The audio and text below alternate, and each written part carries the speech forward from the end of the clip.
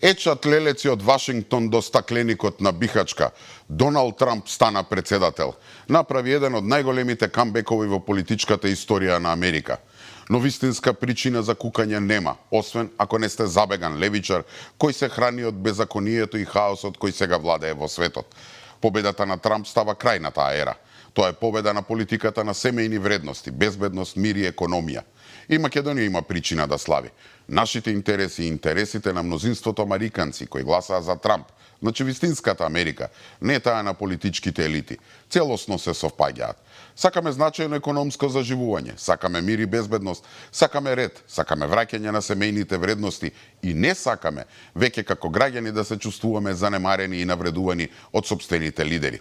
И не само тоа, туку и политиката на Бајден кон Балканот на некој начин беше обележана со неактивност, празни ветувања и недостаток на посветеност за вистинско разбирање на нашите проблеми. Таа приказна заврши. И не само што нашите интереси се совпаѓаат со тие на американците, туку и ние пред 4 месеци направивме пресврт. Избравме власт која повеќе го слуша гласот на народот отколку тој на елитите.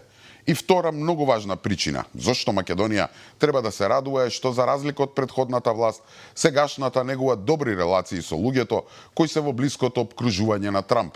Не знам дали паметите дека премиерот Мицковски се најде на удар на домашниве либералчиња само затоа што неколку пати се сретна со Ричард Гренел, американски дипломат, поранешен директор на американската разузнавачка служба и добар познавач на состојбите на Балканот.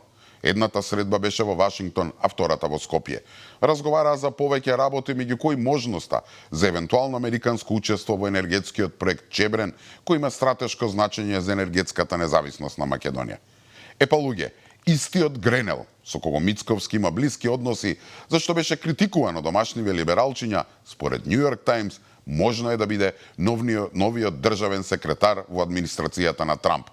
Со други зборови, нашиот премиер има лични релации со идниот државен секретар на САД. И не е само Гренел. Мицковски има добри односи и со Крис Павловски, основачот на Рамбл, Хауард Лутник, извршниот директор на Кантор Фиджералд и Дейвид Нунес, поранешен конгресмен на Калифорнија и сегашен извршен директор на Трамп корпорацијата за медиуми и технологија. Со други зборови, Македонија сега би требало да има подобар пристап до Белата куќа од било кога. Така што, остајте го граѓанството околу стакленикот на Бихачка нека кука. Може Македонија од сево ова може само да добие.